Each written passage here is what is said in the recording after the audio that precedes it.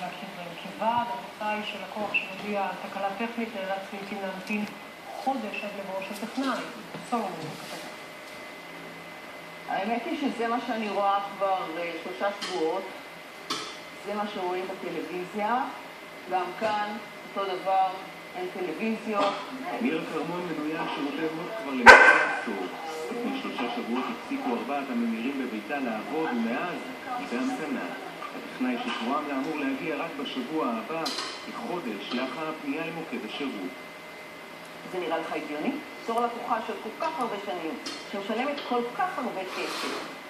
האם זה הגיוני? שבית עם חופש, עם נכדים, עם ילדים, שרוצים לראות טלוויזיה, אין טלוויזיה. זה המצב, זה מה שאני רואה. אני משלם, בשירות אני לא מקבל. גם משה כהן מחיפה מחכה כבר 3.5 שבועות לטכנאי של הוט. אני מאוכזב, מאוד מאוכזב מהשירות. טכנאי שנקבע לא הגיע, הבטיחו לי מנהל, לא דיבר איתי מנהל, שלחתי מכתבים אין התייחסות. אני שוקל לצעדיי, ואחת השיקולים זה כמובן לעזוב אותו.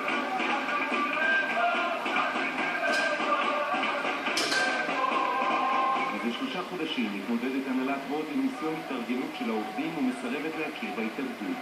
לאחרונה התחילו הטכנאים להשבית את פעילותם לסירוגין, שמשפיע דרמטית על השירות שהחברה מעניקה ללקוחות וגם לעובדיה בשטח. אני גם, צריך להגיד לעמודים שלנו, נותן לעמודים של המחירות, זה שאתם יודעים על גם שצריכים אבל לדבות, הטכנאים שלו הם בשביתה, וזה מה? אם פעם קיימתי טכנאי, כך יום-יומיים שהגיע הטכנאי, היום זה 2-3 וגם יותר. במקביל פועלת הוט לצמצום מצבת כוח האדם שלה, בין היתר במוקדי השירות הטלפוני. מוקד שפעם במשמרת היו 60 נציגים, היום במשמרת יש לך 10 נציגים. זמן המתנה עולה בהתאם, ל-20 דקות, ל-40 דקות, לשעה, לאורך כל שעות היום. אתה מנסה להסביר, בשביל שמנחים אותך, שוב, לשקר על הלקוח. להגיד כרגע יש לחץ, זה בגלל הקיץ, זה כרגע השעה, אבל זה שקר. במועצה הישראלית לצרכנות מדווחים על עלייה דרמטית במספר התלונות ומפצירים בלקוחות לדרוש פיצוי.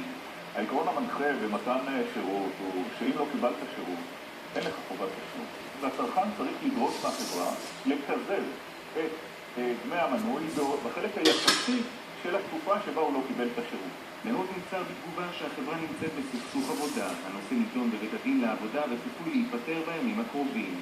נערכנו למזער ככל הניתן את הפגיעה בלקוחות.